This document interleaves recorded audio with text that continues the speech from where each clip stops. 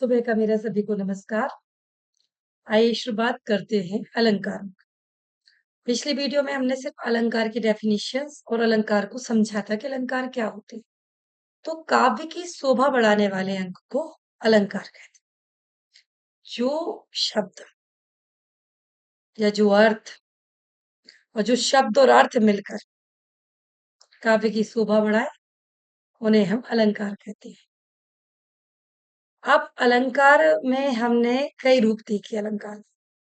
62-64 प्रकार के अलंकार होते हैं, अलग-अलग प्रकार के अलंकार होते हैं। हर काव्य में अलग प्रकार का विदाउट अलंकार के काव्य की तुलना करना थोड़ा-सा टिपिकल होता है। वो बात एक अलग है कि आपको समझ में कितना आ रहा है या नहीं आ रहा। लेकिन जब काव्य में अलंकार की शोभा की जाती है, वर्णन किया जाता है, तो उसका एक अलग ही स्वरूप निकल कर आता है। और आज मैं बहुत सिंपल तरीके से आपको अलंकार लेने वाली हूँ। बहुत ही सिंपल तरीका है अलंकार पढ़ने का हमारा। जिस प्रकार आज हम अलंकार को पढ़ेंगे, बहुत ही ईज़ी ट्रिक के माध्यम से आज हम अलंकार को एन्जॉय के साथ अलंकार पढ़ेंगे। मैं बार-बार कहती हूँ अपने हर टॉपिक में अपनी यही बात आपके बीच में रखती हूँ कि ऐसा हिंदी में कोई भी कंटेंट नहीं है, कोई भी टॉपिक नहीं है, हिंदी विषय में खास तौर से जिसमें एन्जॉयमेंट ना हो। और जब एन्जॉयमेंट के साथ आप विषय को पढ़ते हैं, तो डेफ़िनेटली उसमें कुछ ना कुछ नया आपको सीखने को मिलता है। तो इस प्रकार काव्य की शोभा जो बढ़ाते हैं वो अलंकार कहलाते हैं। मैंने कहा ना हमेशा इंटरेस्टिंग तरीके से आप पढ़िए इसे।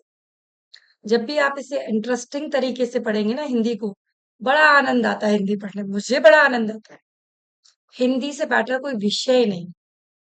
एक-एक चीज़ में अंतरंगता बसी हुई है हिंदी की। एक-एक कॉन्सेप्ट ऐसा निकलता है ना जैसे फीलिंग्स निकलती है, वैसे कॉन्सेप्ट निकलता है हिंदी का। तो आज पिछली वीडियो आपने मेरी रस को लेकर सुनी थी। आज जो हम डिस्कशन करने वाले हैं वो अलंकारों के प्रकारों को लेकर करना है। आज हमारा जो डिस्कशन होगा ना वो पूरी क्लास जितनी भी देर की मेरी लगेगी क्लास ऑनलाइन पे वो पूरी क्लास फुल एंजॉयमेंट की रहेगी और उस एंजॉय के साथ उस हैप्पीनेस के साथ उन खुशियों के साथ हम अलंकार को सीखेंगे। मतलब बोरिंग नहीं है अलंकार। आपको लग रहा होगा अलंकार बहुत बोरिंग होते हैं तो अलंकार बिल्कुल बोरिंग नहीं होते। अलंकार जो अगर आपके दिमाग में समझ में आ गए ना तो एक अच्छे काव्य की रचना आप कर सकते हैं। मैं बस आपको वो अलंकार सिखाने का जो प्रयास करूंगी वो आज के बॉलीवुड के हिसाब से करूंगी। हॉलीवुड, बॉलीवुड, मूवीज, उनके गाने, उन गानों को सिलेक्ट करके मैंने आज की ये जो वीडियो तैयार करने वाली हूँ आपके बीच में जो आज का प्रेजेंटेशन अपना दे रही हूँ आपके लिए वो बहुत ही बेनिफिशियल रहेगा। एक एक अलंकार एक एक गाने में समाये थे वो जो मैं आपके बीच में अभी शेयर करूंगी आपके बीच में बताऊंगी। तो आइए बताते हैं हम बात कर रहे हैं अलंकारों की। तो सर्वप्रथम पहले हमें अलंकार को जानना जरूरी है। अलंकार क्या होते हैं? काव्य की शोभा बढ़ाने वाले अंग को अलंकार कहा जाता है। जैसे आप कोई स्त्री है कोई नारी है जब तक वो चेहरे पे बिंदी ना लगाए, शादीशुदा अगर औरत है तो मांग में सिंदूर ना भरे, कान में कुछ गहने ना हो, नाक में कुछ गहने ना हो, गले में कुछ गहने ना हो, तब तक उसकी सुंदरता प्रतीत नहीं होती। तो उसी प्रकार काव्य की जब शोभा बढ़ानी हो, जो सॉन्ग्स आप गा रहे हैं, जो पद आप पढ़ रहे हैं, जो काव्य आप पढ़ रहे हैं, उसमें अगर शोभायमान नहीं हो रहा है, उसमें अगर अलंकार नहीं लगे हुए हैं, तो काव्य एक नीरस काव्य लगता है। तो ऐसा नहीं लगता कि किसी भी काव्य की रचना में बिना अलंकारों के काम हो। हर काव्य की रचना में कोई ना कोई अलंकार महत्वपूर्ण, जिस प्रकार हर काव्य में रस महत्वपूर्ण भूमिका अदा करता है, उसी प्रकार हर काव्य में अलंकार अपनी एक अलग इमेज और एक महत्वपूर्ण भूमिका अदा।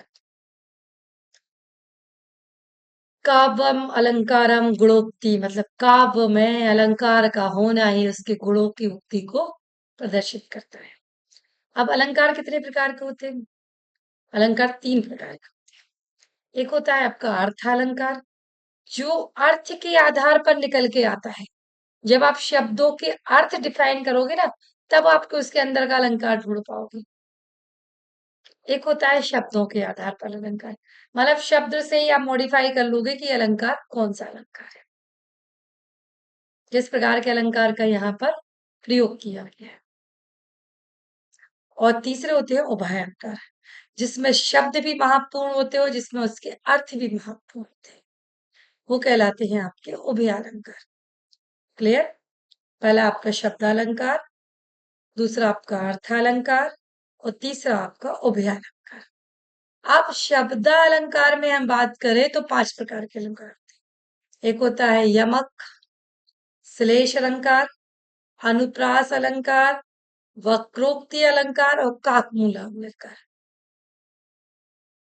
तो सबसे पहले जो हम बात कर रहे हैं वो अनुप्रास अलंकार की यहाँ डिस्कशन कर रहे हैं। समझते हैं अनुप्रास, जैसा कि मैंने आपको शुरू में भी बताया है, आज की हमारी ये क्लास बहुत ही ज्यादा इंटरेस्टिंग होने वाली है। पूरा बॉलीवुड हॉलीवुड से मैं आपको यहाँ आज जोड़ने वाली हूँ, और उसके माध्यम से हम ये क्लास अपनी आज डिफाइन करेंगे। अनुप्रास अलंकार। अच्छा, अनुप्रास अलंकार की डेफिनेशन क्या है? अभी किसी की आवाज आई मुझे। जहां शब्दों की बार बार आवृत्ति, बहुत बढ़िया, सुंदर, बहुत सुंदर आंसर। जहां एक शब्द की बार बार आवृत्ति हो वहां अनुप्रास अलंकार होता है। देखिए कैसे होता है अनुप्रास अलंकार। गाना याद आ रहा है मुझे, फिर से शुरुआत करती हूँ उसके। चंदू के चाचा ने चंदू की चाची को चांदी की चम्मच से चटनी चटाई। सुना है आपने गाना? कई बार सुना हो, सैकड़ों बार सुना हो। तो मैं ये नहीं कह रही कि आप जरूरी हो कि काव्य को ही रखो। काव्य में भी एक एग्जाम्पल मैं आपके बीच में शेयर करूंगी अभी। तो ये जो चंदू के चाचा ने चंदू की चाची को, अच्छा चंदू वर्ड भी बार बार यूज हो रहा है। अब चाचा में चाचा भी आ रहा है, चाची में चाची भी आ रही है, चा चा चा। चांदी की चम्मच से चटनी और चटाई। कितने प्रकार के चा आ गए इसमें? कई प्रकार के चा। एक कितनी सी लाइन में, चंदू के चाचा ने चंदू की चाची को चांदी की चटनी से, सॉरी कंफ्यूज हो गई। चंदू के चाचा ने चंदू की चाची को चांदी की चम्मच से चटनी चटाई। मतलब कौन सा अनुप्रास अलंकार हो गया आपका? अनुप्रास अलंकार हो गया। जहां एक वर्ण की बार बार आवृत्ति हो वहां आपका छेकानुप्रास अलंकार होता है। वर्ण सिर्फ यहाँ चा वर्ण की आवृत्ति हो रही, मैंने पूरे शब्द की नहीं कहा। इस चीज को भी ध्यान में रखना, मैंने पूरे शब्द की नहीं कहा, मैंने सिर्फ एक वर्ण की आवृत्ति को कहा। तो एक चा वर्ण की यहाँ बार बार आवृत्ति हो रही, इसलिए छेकानुप्रास। अनुप्रास में भी छेकानुप्रास हो गया। अब आता है वृत्तानुप्रास। वृत्तानुप्रास अलंकार क्या कहता है? जहां पूरे के पूरे शब्द की बार बार अनुवृत्ति हो। अभी वर्ण की बात हो रही थी, आप पूरे शब्द की बात कर रहे हो। कलावती के कलावती के केली, कलावती के केली, कलावती के कलावती के केली, कलावती के केली। अब जो कला कला वर्ड आ रहा है ना, इसकी बार बार आवृत्ति हो रही है, तो यहाँ पर कौन सा अलंकार आ जाएगा? आपका वृत्तानुप्रास अलंकार आ जाता है। अब आता है लाटानुप्रास अलंकार। सबसे प्यारा अलंकार लगता है अलंकारों में जो सबसे अच्छा अलंकार है वो लाटानुप्रास अलंकार है।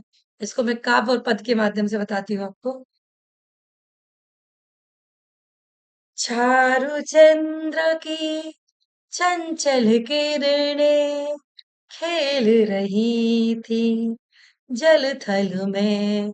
मतलब चारु चंद्र की चंचल किरणें, मतलब क्या हुआ इसमें? और लाटानुप्रास, एक ही बात को बार बार चारु चंद्र की चंचल किरणें खेल रही थी जल थल। तो ये लाटानुप्रास, चंदू के चाचा वाला ना, सॉरी, ये लाटानुप्रास आएगा, वो छेकानुप्रास में नहीं आएगा। छेकानुप्रास का जो एग्जाम्पल आएगा वो आएगा गुरुपद पदुम पदुम पराग। और चारुचंद्र की चंचल किरण किस अलंकार में आ जाएगा? आपका लाटानुप्रास अलंकार में आ जाएगा। चलिए अब बात करते हैं हम अपने शब्द अलंकार में दूसरे अलंकार की, वो है यमक अलंकार। यमक, जिस अलंकार में एक शब्द की एक या एक से दो बार आवृत्ति हो लेकिन दोनों का अर्थ अलग अलग है। ध्यान से सुनना, यमक अलंकार क्या कहता है?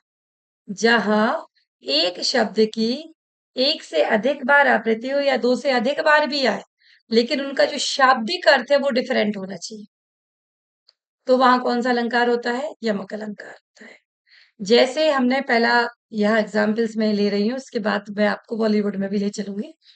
माला फेरत जुग गया, गया न मन का फेर, कर का मन का डारी दे, मन का फेर। मतलब माला फेरत जुग गया, एक जुग निकल गया पूरे माला।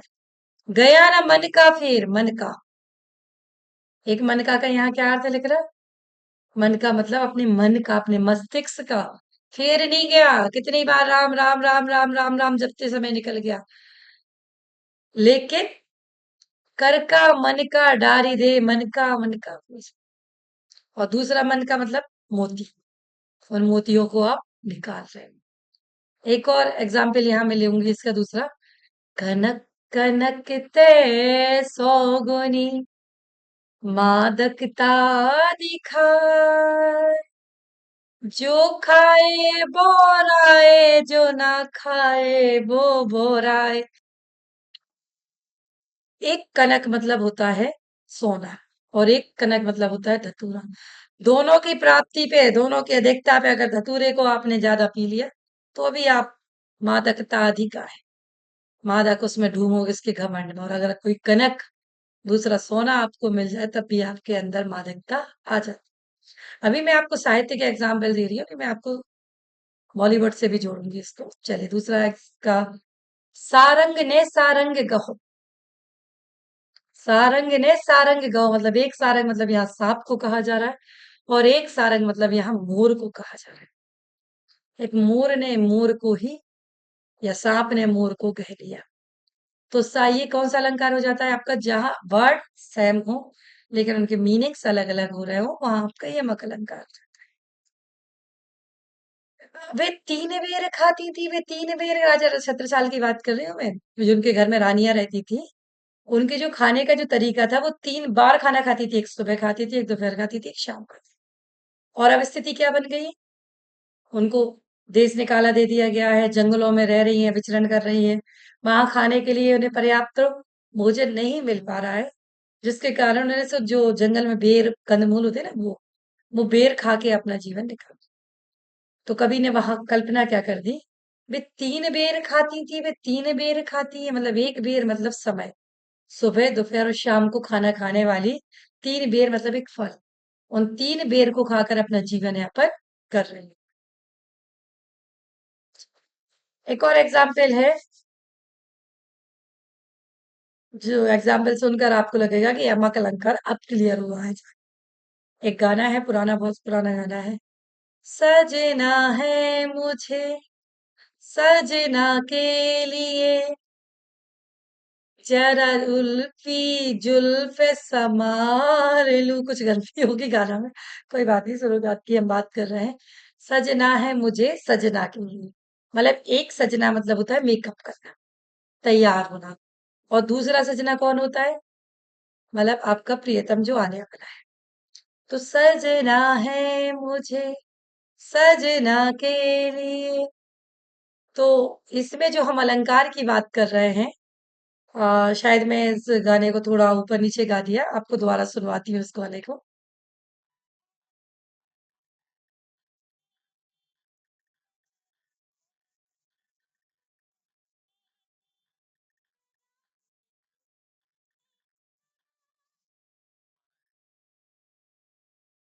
इस प्रकार ये गाना आपने सुना, तो इसमें सजना का अर्थ जो है ना 2 बार आया है।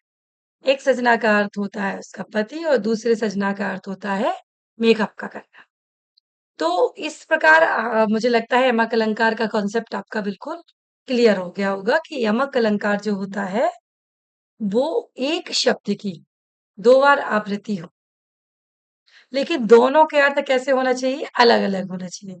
तो वहां आपका यमक अलंकार होता है। चलिए हम बात करते हैं अगली हमारी श्लेष अलंकार की।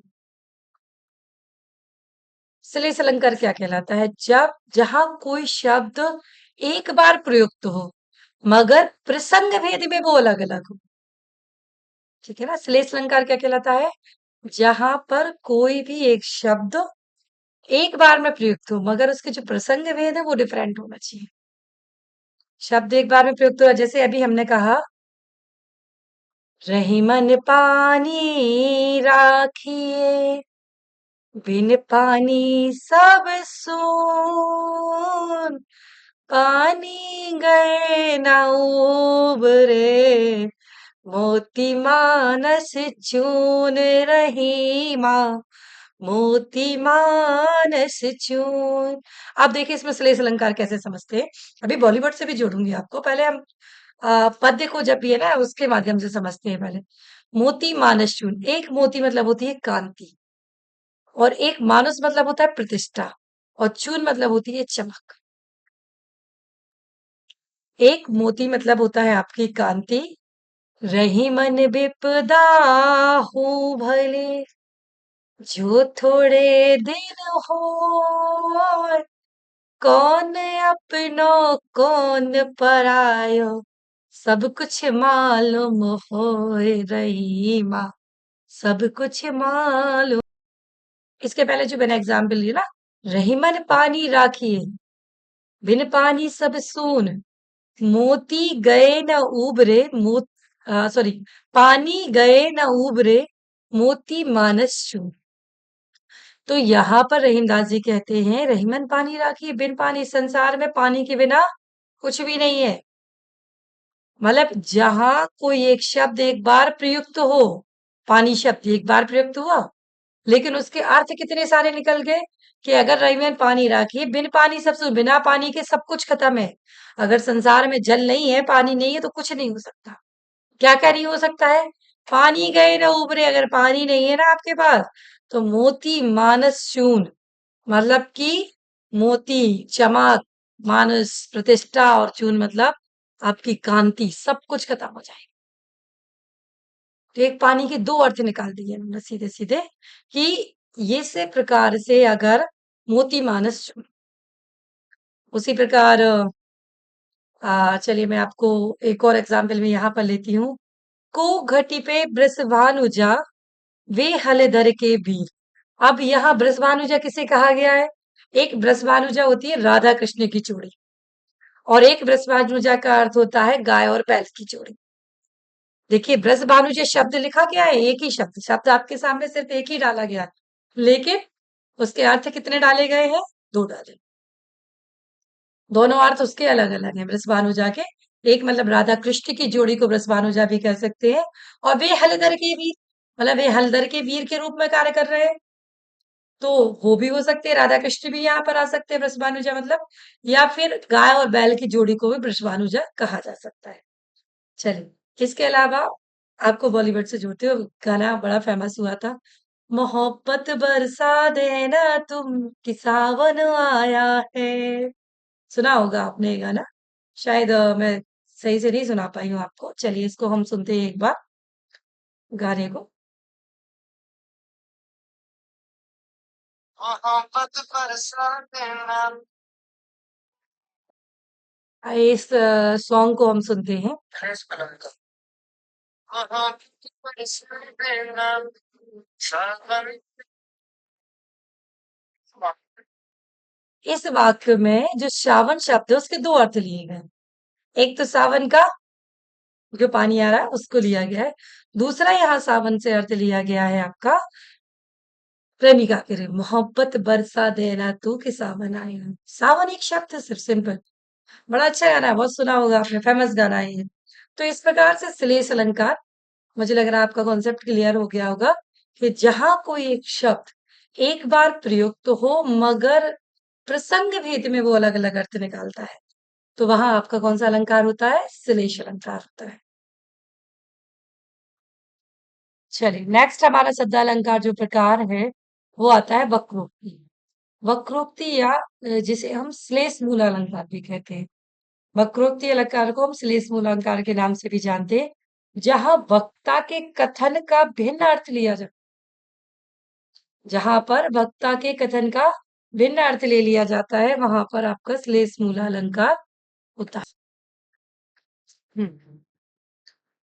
जहां वक्ता के कथन का भिन्न अर्थ लिया जाता है वहां पर कौन सा अलंकार होता है? वक्रोक्ति या श्लेष मूलांक। वक्रोक्ति के दो भेद कर दिए हैं, एक श्लेष मूला होता है, एक काक मूला होता है। एक कबूतर देख हाथ में पूछा कहाँ पर है। एक कबूतर देख हाथ में पूछा कहाँ पर है। उसने पूछा पर कैसा, वह उड़ गया सपर है। मतलब एक कबूसलेस मूला जहाँ वक्ता के कथन का ही भिन्न अर्थ ले लिया गया। वक्ता जो भी करना चाह रहा है उसका एक भिन्न अर्थ ले लिया गया है। एक कबूतर देख हाथ में पूछा कहाँ पर है। उसने पूछा पर कैसा, उड़ गया सपर है। मतलब एक देखो राजा की बात चल रही, देखो कितना अच्छा एग्जाम्पल है कि राजा शिकार पे गया या कुछ भी ले लीजिए, तो वो एक कबूतर को मारना चाहता है। ठीक है, उनने कहा अगर मैंने कह दिया कि कबूतर मेरी मुट्ठी के अंदर है, जहां वक्ता के कथन का ही भिन्न अर्थ ले लिया जाता है। अगर कह दिया कबूतर मेरी मुट्ठी के अंदर है तो वो छुड़वा के मारेगा, और मैं कह दूं अगर मैं इसे उड़ा दूं तो वो उड़ते हुए को मार देगा। तो एक ही चीज के दो अलग अलग अर्थ यहाँ पर निकल कर आते हैं। एक कबूतर देख हाथ में पूछा कहाँ पर है। उसने पूछा पर कैसा, वह उड़ गया सपर है। मतलब वो तो कब का उड़ गया। तो यहाँ पर आपका श्लेष मूला अलंकार हो जाता है। इसी प्रकार आपका दूसरा वक्रोक्ति का जो एग्जाम्पल है वो काक मूला अलंकार होता है। वक्ता की कंठ ध्वनि के कारण वक्ता की कंठ ध्वनि के कारण श्रोता उसका जो अलग अर्थ निकालता है, डिफरेंट अर्थ निकाले, तो वो होता है काकमूला। जैसे मैं आपको एग्जांपल्स देख रही हूँ सिंपल सा। हम सब यहाँ बैठे हैं और मुझे किसी को यहाँ से जाने को कहना है या बैठने को कहना है, दोनों ही चीजें हैं। तो मैंने जैसे कह दिया आप जाइए तो दोनों में अंतर आया। मेरे बोलने के तरीका में, मेरी ध्वनि के कारण जो चेंजेस आए हैं बात में, तो वो कैसे आ गए? वो कहलाते हैं काकमूला। अगर मैंने कहा आप जाइए तो मतलब मेरा कहने का मतलब क्या था? मतलब यहाँ से आप जाइए और वो चले गए। और मैं कहना चाह रही थी आप जाइए ना, तो उसमें कहने का अर्थ क्या निकल के आया? मैं उन्हें भेजना चाह रही। जैसे हमने कहा देखो देखो, अब देखो देखो थोड़ा स्लो बोला, देखो देखो थोड़ा फास्ट बोला। तो ये काकमूला अलंकार आपसे कहता है कि वक्ता की कंठ की ध्वनि के कारण जो इसमें अंतर होता है वो काकमूला के कारण होता है। चलिए अब हम बात करते हैं अर्थालंकार की। अर्थालंकार में क्या होता है? अर्थालंकार का जो पहला अलंकार है वो है आपका उपमा अलंकार। उपमा अलंकार किसे कहते हैं? अच्छा, आपने कभी समास पढ़े हैं क्या? समास के बारे में सुना है? कर्मधारय समास होता है जिसमें उपमान की उपमेय से तुलना कर दी जाती है। वही सीधा आपका कर्मधारय समास इक्वल टू, अगर डेफिनेशंस की बात मैं करूं यहाँ पर आपसे, तो कर्मधारय समास और उपमा अलंकार में कोई ज्यादा रेयर अंतर नहीं है, दोनों बिल्कुल सेम है। तो जहां उपमेय की तुलना उपमान से की जाती है, जहां उपमेय की तुलना उपमान से की जाती है, या पर जहां सा, ऐसा, जैसा, ज्यों, सादृश या समान, उसके समान कोई वर्ड आ जाए तो वहां पर कौन सा अलंकार होता है? उपमा अलंकार होता है। जैसे उपमेय क्या होगा? जिसकी उपमा दी जा रही है, और उपमान क्या होगा? जिससे उपमा की जा रही है। कमल के समान है मतलब चरण कमल, एक वर्ड हमने ले लिया यहाँ पर। अभी मैं वर्ड से समझा रही हूँ, फिर मैं आपको इससे एग्जाम्पल्स भी क्लियर करूंगी। चरण कमल, प्रभु के चरण कमल को पाने दुनिया है तरसती। अब प्रभु के जो चरण है वो कैसे हैं? कमल के समान है। उपमा अलंकार क्या कह रहा है? जब उपमा में उपमेय में उपमान की तुलना की जाए, जहां उपमेय में उपमान की तुलना की जाए, जहां विभेदीकरण किया जाए दोनों के बीच में, कि एक की तुलना के लिए दूसरे को महत्वपूर्ण माना जाए। चरणों की अगर विशेषता बतानी है तो वो किसके माध्यम से बताई गई? कमल के माध्यम से। कि प्रभु के चरण कैसे हैं? कमल के समान। चलिए अब मैं आपको बॉलीवुड से जोड़ती हूँ। ये चांद सा रोशन चेहरा, जुल्फों का रंग सुनहरा, तारीफ करूं क्या उसकी जिसने तुम्हें बनाया। तो चांद सा रोशन चेहरा, इसमें देखो कौन सा अलंकार आ गया? उपमा। कैसे आ गया? जो चेहरा है वो कैसा है? चांद के समान रोशन है। चांद सा रोशन। चेहरा, मेरा चेहरा जो है ना वो कैसा है? चांद सा रोशन। मतलब मैं अपने चेहरे की जो तुलना कर रही हूँ, जो कवि ने की है बॉलीवुड से जिसको जोड़ा है उपमा अलंकार में, तो वो चांद सा चेहरा है। चेहरा की तुलना किससे के समान की गई है? चांद के समान की है। कब मेरी महबूबा होगी, ऐसा मैंने सोचा था। हाँ, तुम बिल्कुल वैसी हो जैसा मैंने सोचा था। क्या कह रहा है कभी? चांद सी महबूबा हो मेरी, कब ऐसा। तो आप महबूबा कैसी है? चांद के समान। उपमेय में उपमा की तुलना हो रही है यहाँ पर कि आपकी जो महबूबा है वो चांद के समान। आपकी जो महबूबा वो चांद के समान है। एक और वो बाजीगर फिल्म का गाना यार, ये नीली नीली आंखें, ये हिरणी जैसी चाल। तो चाल की तुलना किससे की जा रही है? हिरण के समान। मतलब उपमेय में उपमा की तुलना कर दी जाए। हाँ, आपको उपमा अलंकार होता है। आई थिंक आपको बहुत अच्छे से समझ में आ गया होगा कि उपमा अलंकार का डेफिनेशंस क्या हो। जहां उपमेय की तुलना उपमान से की जाती है वहां पर आपका उपमा अलंकार। उप धन मा। उप मतलब समीप आना, मा मतलब मापन करना। किन्हीं दो शब्दों को समीप लाकर उनमें तुलना करना। कितना बढ़िया डेफिनेशन है देखो। उप मतलब समीप आना, मा मतलब उसका मापन करना। किन्हीं दो शब्दों को समीप लाकर उनका मापन करना ही या उनमें तुलना करना है उपमा अलंकार होता है। चांद सा रोशन चेहरा, मतलब चेहरा जो है वो कैसा है? चांद के समान रोशन है। ये झील सी नीली आंखें, आंखें कैसी हैं? झील के समान नीली, जैसे पानी बहता है ना नीली, उस प्रकार से झील सी नीली आंखें। चल नेक्स्ट पढ़ते हैं रूपक अलंकार। जहां उपमेय में उपमान का आरोप लगाया जाए, जहां पर उपमेय में उपमान का आरोप लगाया जाए वहां पर कौन सा अलंकार होता है? रूपक अलंकार होता है। तो रूपक जो अलंकार होगा उसमें जैसे हम एग्जाम्पल ले, अंबर पनघट में डुबो रही तारा घट उषा नगरी। तारा घट उषा नगरी जो है ना, ताराओं से भरी भरी जो उषा नगरी है, मतलब आकाश है वो अंबर पनघट में, मतलब उपमेय में उपमान का आरोप लगाया जा रहा है। जैसे अभी मैंने कहा ना उपमा, यमक अलंकार, सॉरी उपमा अलंकार कौन सा? जिसमें उपमेय में उपमान की तुलना की जा रही है। तो रूपक क्या कर रहा है? आरोप लगा रहा है। जैसे चांद सा रोशन चेहरा, तो आरोप लगा रहा है कि रोशन तो चांद ज्यादा होगा कि चेहरा ज्यादा होगा। मैं चेहरी रही जमी चलने लगी। तो ये आरोप लग रहे हैं चीजों पर एक दूसरों के। तो वहां आपका कौन सा अलंकार ये है? मुख नहीं है चंद्र है। या जो मुख है ना, वो मुख नहीं है, ये चंद्रमा है सीधा का सीधा।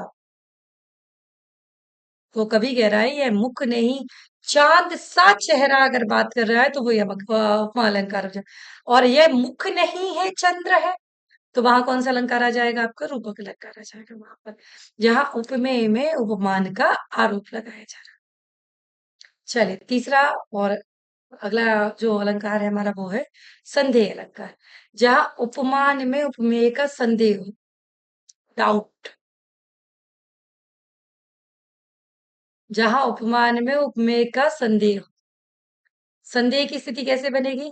नारी भी सारी है कि सारी भी नारी है। समझ में ही नहीं आ रहा है कि स्त्री इतनी दुबली पतली है कि उसने जो साड़ी लपेट रखी है, कि साड़ी ने नारी को लपेट रखा है कि नारी ने साड़ी को लपेट रखा है। बहुत अच्छा एग्जाम्पल आता है इसका। नारी भी सारी है कि सारी भी नारी है, समझ में नहीं आ रहा है। या मुख है या चंद्र है, या चंद्र है या मुख है। मतलब वहां क्या हो रहा है? संदेह। देखो चीजों को जब डीपली अंदर से समझोगे कॉन्सेप्ट आपका क्लियर होता जाएगा। जब तक आप चीजों को डीपली नहीं समझोगे तो कॉन्सेप्ट क्लियर होने में थोड़ी सी दिक्कत होती है वहां पर, ठीक है। तो संदेह अलंकार क्या कहता है? जहां उपमेय में उपमान का आरोप लगाया जाए, सॉरी संदेह किया जाए, डाउट की स्थिति बनती है। मैं चली बन के हवा, रब्बा मेरे मैनू बचा। मतलब मैं हवा बन के चली जाऊंगी क्या? संदेह है ना, डाउट है ना इसमें कहीं ना कहीं, तो वहां आपका संदेह अलंकार होता है। नेक्स्ट है हमारा उत्प्रेक्ष अलंकार।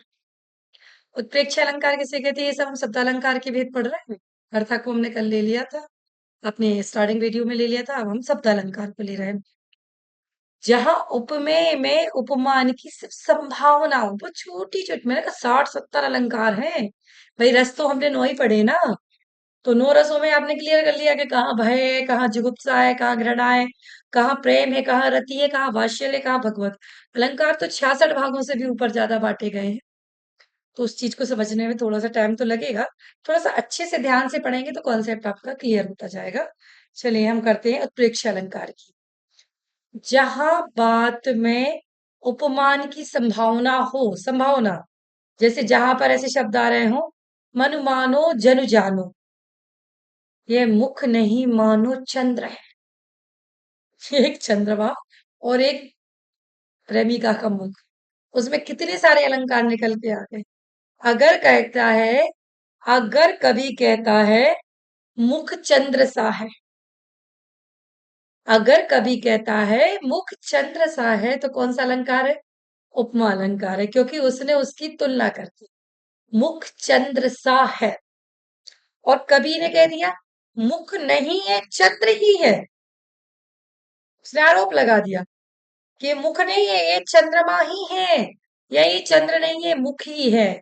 उसने उस पर आरोप लगा दिया कि जो चंद्रमा के समान मुख लग रहा है, वो मुख नहीं, वो चंद्र है, प्रेमिका का। और अगर वो कह रहा है ये मुख है या चंद्र है, बड़ा कंफ्यूजन है, तो वहां संदेह अलंकार हो गया। अगर उसने कह दिया मुख मानो चंद्र है, तो ये उत्प्रेक्ष अलंकार हो गया, उसने मान ही लिया अगर मुख चंद्रमा है, मुख मानो चंद्र है, तो वहां उत्प्रेक्ष अलंकार हो जाता है आपका।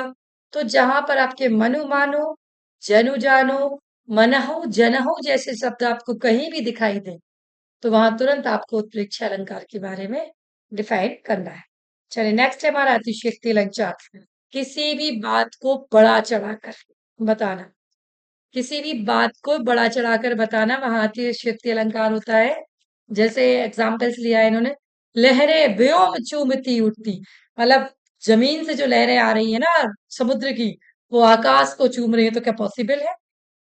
अगर लहरों ने आकाश को चूम लिया, तो फिर जो बीच की जो पब्लिक है वो तो खत्म ही है। लेकिन ऐसा दिखाई देता है, तो वहां क्या हो जाता है आपका?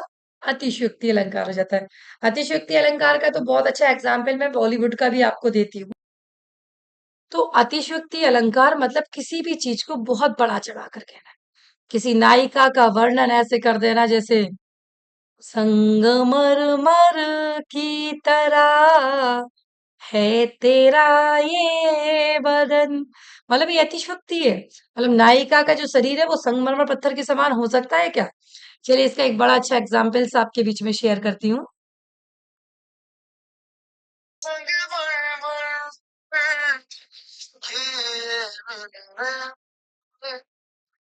कुछ भी नहीं है आगे तुम्हारे, मतलब तो इस सोहंग में सुनो ना संगमरमर की दीवारें, कुछ भी नहीं है तुम्हारे सामने। तो संगमरमर की जो पत्थर की दीवारें हैं वो नायिका के सामने भी कुछ नहीं है। नायिका कितनी सुंदर है कि उस संगमरमर की जो दीवारें हैं वो भी फेल है यहाँ पर। तो इस प्रकार से अतिशयोक्ति मतलब किसी चीज को बहुत ज्यादा बड़ा चढ़ाकर बताना, बहुत नए नए तरीके से उसे डिजाइन करना, वो कहलाता है आपका अतिशयोक्ति अलंकार। चलिए नेक्स्ट लेते हैं अनियुक्ति अलंकार। अनियुक्ति अलंकार क्या होता है? देखिए इसको समझते हैं। अनियुक्ति अलंकार को क्या होता है? अन्य के प्रति की गई युक्ति, कमेंट। दिन रात हम यही कर रहे हैं, एक दूसरे पे कमेंट बाजी कर रहे हैं।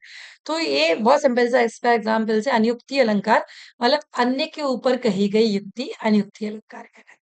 या इसे इंग्लिश में कहें तो कमेंट बाजी करना। मालियावत देख कर कलियन करी पुकार, फूल फूल चुन लियो अभी तुम्हारी बार बिहारी। अब ही तुम्हारी बात। मतलब माली तो आते देखते हुए, जैसे माली आ रहा था, जैसे ही माली आ रहा था, माली आवत देखकर कलियन करी पुकार। कलियन मतलब कली, जो छोटी छोटी सी कली थी ना, उन्हें क्या चिल्लाना शुरू कर दिया, मालियावत देख कर कलियन करी पुकार, फूल फूल चुन लियो, अब है तुम्हारी बार, बिहारी। अब है मतलब सारे फूल जो थे माली ने चुन लिए। अब तुम जो छोटी सी कली रह गई हो ना, तुम आज नहीं तो कल खिलोगी, मतलब तुम्हें कल चुन लिया जाएगा, मतलब तुम्हें भी कल खत्म कर दिया जाएगा। तो एक छोटी सी चीज पे कितने सारे कमेंट करती है। अब ये जरूरी नहीं कि ये फूल की बात हो रही हो खाली, हो सकता है किसी की बच्ची की बात हो रही हो, कि भी छोटी सी कली है 16 साल की, 17 साल की, वो देखो उसकी शादी होगी 22 साल की हुई, तो माली आवत देखकर कलियन में छोटी सी बच्ची ये शिकायत कर रही है कि सारे फूल चुन लिए गए, काली हमारी बात, और कल हमारी बारी आ जाएगी चुनने की। तो ये क्या है, एक प्रकार से अन्य के ऊपर उक्ति करी जा रही। अच्छा, इसका एक बहुत अच्छा सा एग्जाम्पल्स मैं यहाँ शेयर करूंगी आपके बीच में, कि राजा जयसिंह जी का नाम सुना होगा आपने। राजा जयसिंह जी थे, तो राजा जयसिंह जी जो थे, उनके बिहारी जी जो थे, उनके दरबारी कवि थे। एक एक दोहे का एक एक स्वर्ण असरफी मिलती थी राजा जयसिंह के दरबार में बिहारी जी को। तो बिहारी जी से और लोगों ने भी कहा कि मतलब काव्य जो चलती थी ना पहले, काव्य में इतने रमणीय हो जाते थे राजा महाराजा भोग विलास में, कि उन्हें कोई मतलब ही नहीं रहता था कि हमारी प्रजा का क्या होगा, कैसे प्रजा अपना जीवन यापन कर रही होगी, किस प्रकार से प्रजा जीवन को जीने का वो देख रही होगी, ये सारी चीजें रहती थी, दिक्कतें। तो क्या हुआ, किसी ने बिहारी से कहा, कोई ऐसा दोहा लिखो कि राजा की अकल थोड़ी सी ठिकाने है। राजा जयसिंह को ये लगे कि मतलब वाकई में यार, जीवन मैंने क्या बना लिया, मैं किस लिए मैंने जन्म लिया, किस लिए मैं राजा बना था। तब बिहारी जी ने उनके दरबार में एक दोहा जो पेश किया ना, उसके बाद उनके अंदर जो विरक्ति आई, वो सुनिए दोहा क्या था। मैं उसका एग्जाम्पल ले रही हूँ। जो अनियुक्ति अलंकार था, ये राजा जय सिंह को सुनाया जा रहा था, लेकिन अन्य के ऊपर युक्ति करके। कितना बढ़िया सटीक एग्जाम्पल मैं यहाँ आपके बीच में लेके आई हूँ। नहीं पराग नहीं मधुर मधु, नहीं विकास यही काल, अली कली ही शोभित हो, आगे कौन हवा। राजा जयसिंह को समझाने के लिए बिहारी जी ने जो दोहा लिखा, उसका अर्थ समझिए। देखिए उन्होंने किसके ऊपर कहा, भोरे के ऊपर कहा।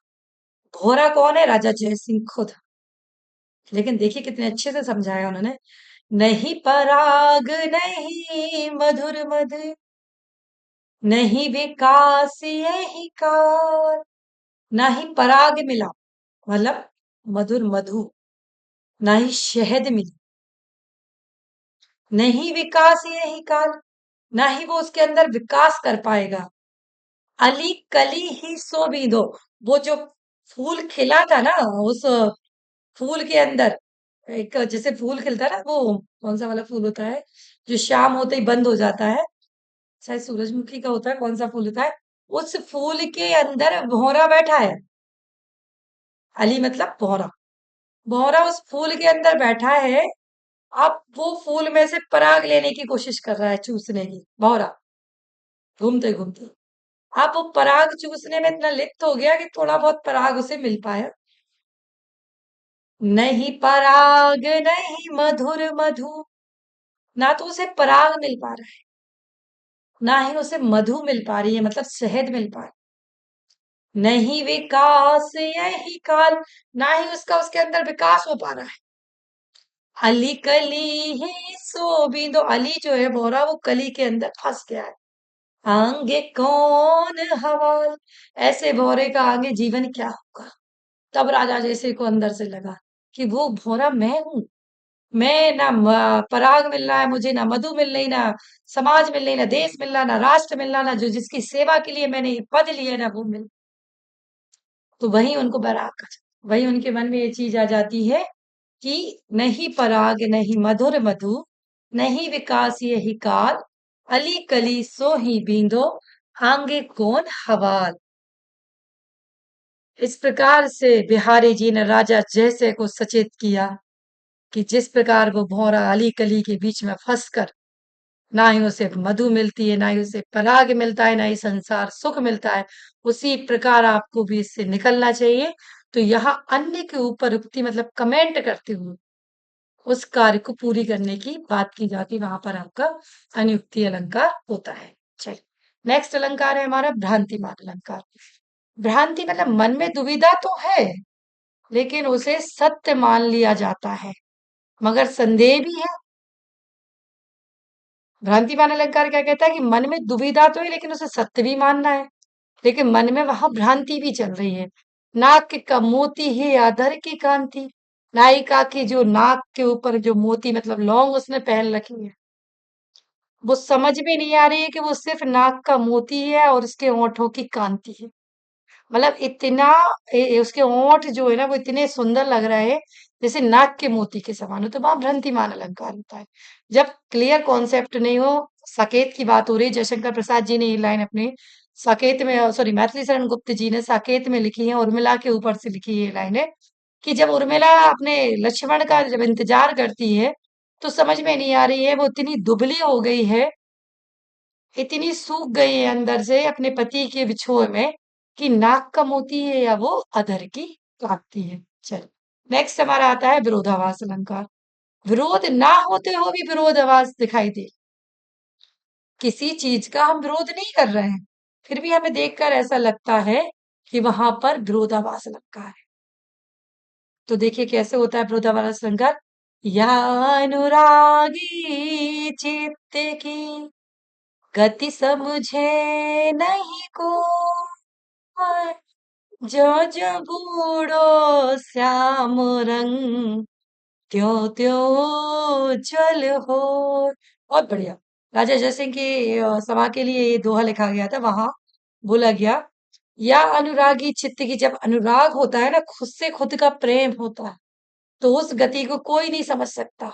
जो जो बूढ़ो श्याम रंग, जैसे जैसे बुढ़ापा आता जाएगा, तैसे तैसे उज्जवल मतलब जवानी अंदर से छाती जाएगी। एक देखो बचपना होता है मनुष्य का, जो बचपन वो जीता है ना, वो अल्लड़ बचपन होता है। और एक दूसरा जो बुढ़ापा होता है ना, वो भी अल्लड़पन में जीना चाहता है। जो जवानी होती है वो उसके संघर्षों की होती है। तो यहाँ लिखा है बिहारी जी ने, या अनुरागी चित्त की गति समझे नहीं कोई। जब प्रेम में यह मन हो जाता है ना, ये अनुराग में आ जाता है, प्रेम में मन, उसकी गति को कोई नहीं समझ सकता, उसकी गति को समझना बहुत मुश्किल हो जाता है। ज्यो ज्यो बूढ़ो श्याम रंग, जैसे जैसे बूढ़ा होता जाता है, त्यों त्यों उज्ज्वल हो, वैसे वैसे उसके मन में मनोकामना की वृद्धि होती जाती है। तो विरोध ना दिखाई देते भी आपको विरोध है, मतलब विरोध नहीं है इस चीज में किसी चीज का, लेकिन विरोधाभास दिखाई दे रहा है, तो वहां आपका कौन सा अलंकार हो जाएगा, विरोधाभास।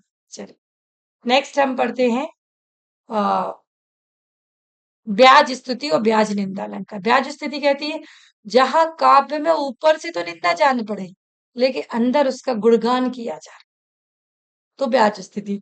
ब्याज निंदा क्या होती है, जहां ऊपर से तो स्थिति हो, लेकिन अंदर मन ही मन किसी के प्रति घृणा हो, वहां ब्याज निंदा अलंकार होता है। और इसी प्रकार विभावना अलंकार लेंगे अगला हम। कारण के अभाव में कर्म का होना ही विभावना अलंकार कहलाता है।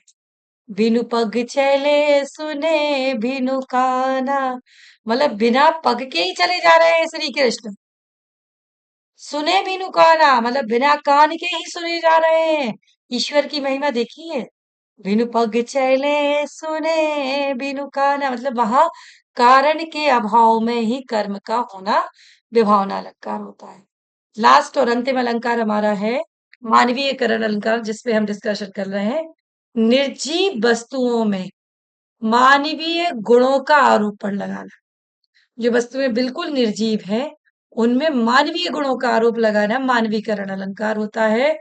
जगी वनस्पतियां अलसाई सी, मतलब जो वनस्पति है वो जाग गई है, तो वनस्पति सोई कब थी, अलसाई सी जाग रही है। कैसी जाग रही है, जब सुबह हुई तो जगी बनस्पति अलसाई सी, वनस्पति जब सुबह जागी तो वो अलसाई हुई सी जागी थी। ये जयशंकर प्रसाद जी की मनु सर्ग से लिया गया है उदाहरण। जगी बनस्पति मतलब निर्जीव वस्तुओं में भी मानवीय गुणों का आरोपण करना मानवीकरण अलंकार कहलाता है। चलिए आपको एक बॉलीवुड के गाने से इस अलंकार को समझाते हैं। जो नायिका का वर्णन है वो मानवीकरण अलंकार में किस प्रकार कर दिया, फूल पत्तियों से कर दिया गया है। सुनिएगा इसका एग्जाम्पल बॉलीवुड का।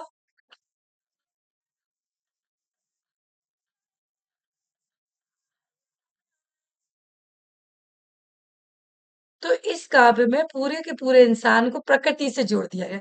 कलियों जैसा रूप है पाया, तो कली मतलब प्रकृति, वनस्पति, उसे जोड़ दिया गया है किससे, हीरोइन से। तो इस प्रकार अलंकार जो है ना, हर गाने हर सॉन्ग में आपको कहीं ना कहीं अलंकारों का पूरा वर्चस्व दिखाई देगा, आपको अलंकार दिखाई देंगे, उनका प्रयोग दिखाई देगा आपको। आपको ये चीज बिल्कुल क्लियर हो जाएगी कि जो अलंकार होते हैं वो किसी न किसी रूप में काव्य सिद्धांतों में अलंकारों के वर्गीकरण में अलंकार को महत्वपूर्ण भूमिका के रूप में दिखाई देते हैं। अलंकारों का एक प्रकार से काव्य की आत्मा ही मान सकते हैं। बिना अलंकरण के मतलब बिना शोभाकरण के कोई काव्य अपने आप में पूर्ण नहीं माना जाता है। अगले किसी नए चैप्टर के साथ पुनः मिलेंगे। धन्यवाद।